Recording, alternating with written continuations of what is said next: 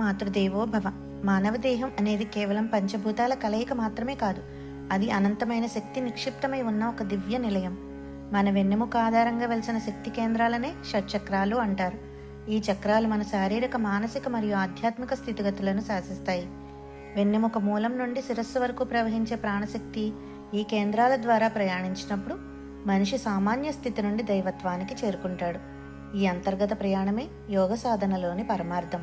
శరీరంలో మొట్టమొదటిది మూలాధార చక్రం. ఇది వెన్నెముక చివరన ఉండి పృథ్వీతత్వానికి సంకేతంగా నిలుస్తుంది.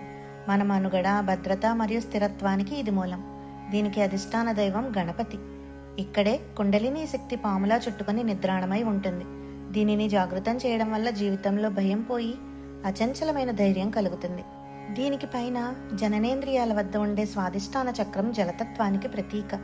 మనలోని సృజనాత్మకత, భావోద్వేగాలు మరియు ఆనందానికి ఇది కేంద్రం. ఇక్కడి అధిష్టాన దైవం బ్రహ్మదేవుడు కాగా, ఈ చక్రం సమతుల్యంగా ఉంటే మనిషిలో అద్భుతమైన సృజనాత్మక ఆలోచనలు మొలకెత్తుతాయి. నాభి వెనుక ఉండే మణిపూరక చక్రం అగ్నితత్వానికి సంకేతం. మన శరీరంలోని జీర్ణశక్తిని, ఆత్మవిశ్వాసాన్ని మరియు పట్టుదలను ఇది నియంత్రిస్తుంది. దీని అధిష్టాన దైవం విష్ణుమూర్తి. ఈ చక్రం శక్తివంతంగా ఉంటే మనిషిలో తిరుగులేని నాయకత్వ లక్షణాలు పెరుగుతాయి. హృదయ స్థానంలో ఉండే అనాహత చక్రం వాయుతత్వానికి చిహ్నం. ప్రేమ, కరుణ, క్షమ మరియు దయ వంటి ఉన్నతమైన గుణాలకు ఇది నిలయం. ఇక్కడ అధిష్టాన దైవం రుద్రుడు. ఈ చక్రం వికసించినప్పుడు మనిషి ప్రపంచాన్ని ద్వేషం లేకుండా ప్రేమతో చూడగలుగుతాడు. కంఠభాగంలో ఉండే విశుద్ధ చక్రం ఆకాశతత్వానికి సంకేతం. మన వాక్కు మరియు సత్యం పలకడానికి ఇది కేంద్రం. దీని అధిష్టాన దైవం సదాశివుడు. ఈ చక్రం శుద్ధి అయితే మాటలో స్పష్టత, గాంభీర్యం వస్తాయి. రెండు కనుబొమ్మల మధ్య ఉండే ఆజ్ఞా చక్రాన్ని మూడవ కన్ను అని పిలుస్తారు. ఇది మన అంతర్దృష్టికి మరియు జ్ఞానానికి కేంద్రం. దీని అధిష్టాన దైవం పరమశివుడు. ఈ చక్రం జాగృతమైతే మనిషికి కాలాతీతమైన జ్ఞానం కలుగుతుంది.